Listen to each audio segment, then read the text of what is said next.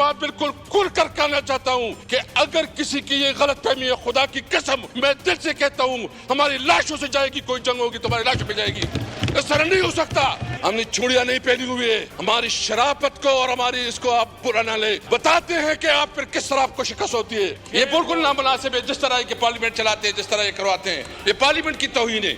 आप देखेंगे कि पूरी आवाम निकलेंगे, इनकी सर होंगे, लोगों के पत्थर होंगे कि इसके सरों पे करेंगे। शर्म करना चाहिए इनको। ये कहते हैं कि हम जमहूरी लोग हैं, जमहूरी मुहूर्त कोई नहीं है, ये सिविल मार्शल लॉ है पंजाब में। आए जिसने अगर करना है तो डैम से बनाने में कितना आप इसमें इंटरेस्ट ले रहे हैं। तो मेरा मुतालिबा ये है कि इस बजट में सबसे ज्यादा एलोकेशन जो है ना वो डैम्स की होनी चाहिए और डैम्स के लिए इमरजेंसी डिक्लेयर की जाए ताकि हमें पानी की बिजली मिले और सस्ती बिजली मिले। और ये इस वक्त जो आप बिजली महंगी कर रहे हैं, मुझे बताओ कौन इसको पे करेगा? ये तो आप चोरी को मजीद बढ़ा रहे हैं। इतनी महंगी बिजली ये कैसे जो ना, ये तो आप पोर्टेबिलिटी से निकाल रहे हैं। ये तो किसी की काबिल बर्दाश्त ही नहीं है। हमने ट्यूबवेल्स जरियालात पर टैक्स की छूट दी थी और उस दौरान कोई स्कैंडल नहीं आया। और आप देखें कि हमने उस वक्त जो किया कि जो सबसे अहम जो इस वक्त हमारा आपको पता है कि शुगर केन का एक स्कैंडल आया, उसके ऊपर जो है ना आवाज़ें उठी। हमारी हुकूमत ने उसके ऊपर इन्वेस्टिगेशन की, इंक्वायरी की और उसमें ये नहीं देखा कि वो किस पार्टी से ताल्लुक़ रखता है।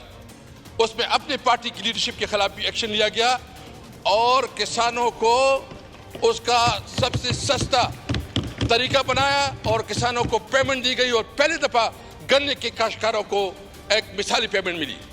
जो गंदम का स्कैंडल आया, मुझे बताया गंदम का स्कैंडल आया, गंदम के स्कैंडल में इल्ज़ाम तराशी तो हो गई कि क्या टेकर गवर्नमेंट ने किया है, इस गवर्नमेंट ने, किस गवर्नमेंट ने किसने किया। गंदम के स्कैंडल में मुझे बताए 4 ऑफिसर को आपने फारिग किया, लेकिन इसमें जो जुडिशियल इंक्वायरी होनी चाहिए ताकि सही कल्प्रिट जो जिम्मेदार है उसको सजा मिलनी चाहिए। क्या बुनियादी वजह कि आप जुडिशियल इंक्वायरी इस पर नहीं बना रहे? 300 बिलियन जो रूरल इकोनॉमी है, रूरल इकोनॉमी 300 बिलियन का लॉस हुआ, नुकसान हुआ रूरल इकोनॉमी को, जिस पे हमारे किसान अपने बच्चों को तालीम करवाते थे, इलाज के जरिया बनता था, कोई इसकी कभी खुशी होती थी। आपने किसानों की मुंह से नवाला छीन लिया और आप कहते हैं मुझे अफसोस इस बात पे है कि मरियम बीबी टीवी पे इश्तिहारात देती है और 2-3 लड़के बैठे होते हैं और वो ड्रामाबाजी करती है कि हमें तो होगा। बताएं, उधर जाएं कि जो किसान रो रहे हैं। आप देखें कि इस वक्त जो शुगर मिल मालिकान हैं वो पेमेंट नहीं कर रहे हैं किसानों की। मैं पूछता हूँ, साहब हमारे मैनेजर बैठे हैं, कोई पेमेंट नहीं हो रही है। आप ड्रामाबाजी कर रहे हैं और कह रही हैं। मैं तो समझता हूं कि पंजाब इस वक्त सबसे बदतरीन गवर्नेंस हो रही है, उसमें जो बदतरीन इंसानी हुकूक की वायलेशन हो रही है। ये तारीख में इतनी बदतरीन हमें जड़ से नहीं की नहीं जा रहे। हम अगर कानून के अंदर रहते हुए एहतजाज करना चाहते हैं, एहतजाज नहीं करने दिया जा रहा। आप किसान को रुला रहे हैं। फैसलाबाद में हम गए, फैसलाबाद के हमारे नुमाइंदे हमारे साथ बैठे हैं। 60% 60% आपकी इंडस्ट्री बंद हो चुकी है। हमारे दौर में हमने वहाँ इतना ज़्यादा टेक्सटाइल इंडस्ट्री को इतना ज़्यादा बरात दी कि टेक्सटाइल इंडस्ट्री में मजदूर नहीं मिल रहे थे। हमने जो कंस्ट्रक्शन इंडस्ट्री है इनको बहुत बड़ा पैकेज दिया, इकोनॉमी उससे शुरू हो गई। मैं सिर्फ ये पूछना चाहता हूँ कि सब कुछ के बावजूद वहाँ कहाँ जा रहा है कि जी बहुत बड़ी हो रही है, माशाल्लाह। क्या हो रहा है वहाँ? तो आपने पंजाब को पाकिस्तान ने दुनिया का सबसे बदतरीन सूबा बना दिया है। उधर जो पोजीशन हो रही है, अभी मैंने देख लिया टीवी पे कि हमारे 4 लोगों के ऊपर डीसी ने 4 लोगों के ऊपर जो है नजरबंदी का ऑर्डर जारी किया। शर्म करना चाहिए इनको। ये कहते हैं कि हम जमहूरी लोग हैं, जमहूरी मुहूर्त कोई नहीं है, ये सिविल मार्शल लॉ है पंजाब में। आए जिसने अगर करना है आए अगर किसी ने जल्द से करने हैं KPK में हम इसको इजाजत देते हैं। आपसे तो कोई काम नहीं सर। अच्छा, बॉर्डर की बात हो रही है, बॉर्डर के ऊपर कहते हैं स्मगलिंग हो रही है। भाईजान, मैं आपसे पूछता हूं कि जब हमारा آپ کو پتہ ہے سیکرٹری صاحب بیٹھے ہیں ہمارے کو بہت معزز لوگ یہاں بیٹھے ہیں جو ہمارے ساتھ تھے اس وقت. ہم نے بارڈر کے اوپر ایک اسپیشل کمیٹی بنائی. ہم نے انگور اڈا پہ، خرلاچی پہ اور غلام خان پہ ہم نے بزنس شروع کیا. اس وقت کوئی 400-500 بلین ڈالر سے لے کے ہم نے 1.7 بلین ڈالر تک افغانستان کے ساتھ تجارت شروع کی، ایکٹیویٹی شروع تھی. ہم افغانستان کے لیے ہم نے ٹارگٹ رکھا تھا کہ ہم 3 بلین ڈالر تک ہم پہنچائیں گے. لیکن یہ حکومت آئی، افغانستان کے ساتھ آپ کا کاروبار رک گیا. جو ہمارے سینٹرل ایشیا کے ساتھ توقعات تھی، سینٹرل ایشیا کے ساتھ آپ نے کاروبار ختم کیا. آپ نے افغانستان یہ جو بارڈر پہ جو لوگ بیٹھے ہوئے ہیں اس وقت پورے بارڈر پہ لوگ احتجاج کر رہے ہیں. اور احتجاج بھی کیا، میرے ہمیں نزدیک بھی کہا تو آپ تو وہاں ایک نیا جنگ شروع کرنا چاہتے ہو. وہاں تو بدامنی کی بہت صورتحال ہے اور یہ جان بوجھ کر کیا جا رہا ہے تاکہ جواز پیدا کیا جائے اور پاکستان میں انکانسٹیٹیوشن کو ایکٹ کریٹ کرنا جا رہا ہے. میں بتاتا ہوں جی، ہم اس علاقے کے لوگ ہمیں پتہ ہے جو لوگ افغانستان کو ڈیل کرتے ہیں، جو لوگ پاٹا کو ڈیل کرتے ہیں. اور پاٹا کے کیا ہوا جو آپ کی کمٹمنٹ تھی؟ آپ نے ایف سی اے وارڈ میں 3% نہیں دیا.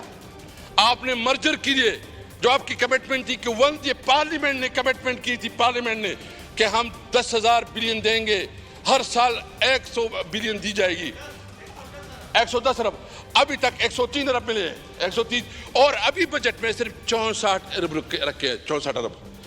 میں امیر مقام صاحب سے پوچھنا چاہتا ہوں، آپ اس حکومت میں بیٹھے ہیں، آپ کی صوبے کے سب سے زیادہ آپ کی حقوق پہ ڈاکہ ڈالا جاتا ہے، کیبنٹ میں نہیں بولتے آپ کو بولنا چاہیے کہ جو آپ کی کمٹمنٹ ہے اس کمٹمنٹ کو آپ پورا کریں.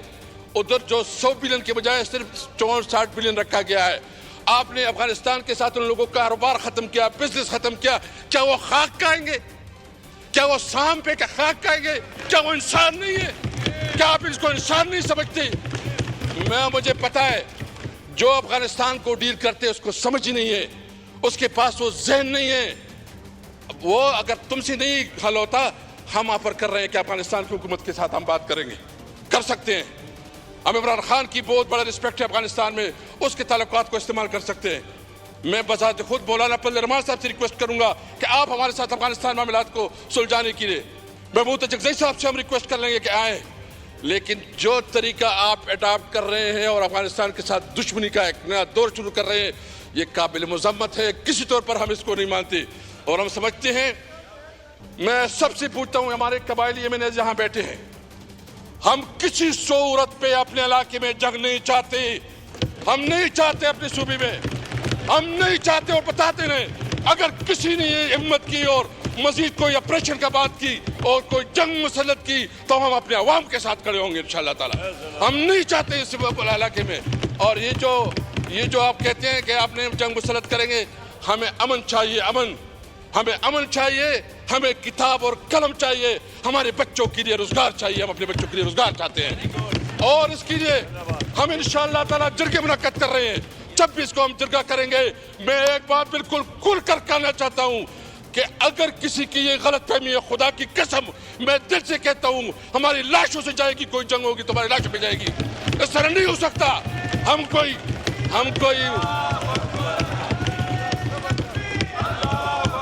میں بتاتا ہوں، ہم کوئی وہ نہیں پہنے ہوئے ہیں، ہم نے چوڑیاں نہیں پہنی ہوئی ہے.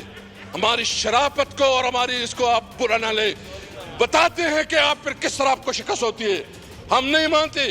اور یہ جو کہتے ہیں، میں تجویز دیتا ہوں کہ بہتر یہ کل جو ایران کی سفیر نے ایک تجویز دی ہے اور وہ تجویز یہ ہے کہ آپ بارڈر کے اوپر اکانومی وہ بنائے، اکانومی کوریڈور بنائے. تو میرا مطالبہ ہے کہ آپ اکانومی کوریڈور بنائے ایران کے ساتھ، آپ اکانومی کوریڈور بنائے چائنا کے ساتھ، آپ اکانومی کوریڈور بنائے افغانستان کے ساتھ. ہم مطالبہ کرتے ہیں کہ اکانومی کوریڈور بنائے. اور اگر آپ کہتے ہیں ہم جو ون ڈاکومنٹ رجیم کی بات کرتے ہیں، آپ کہتے ہیں کہ جی یہ تو انلیگل ہے. بھائی جان، ایک طرف بھی ایک فیملی ہے، دوسری طرف بھی یہی فیملی ہے.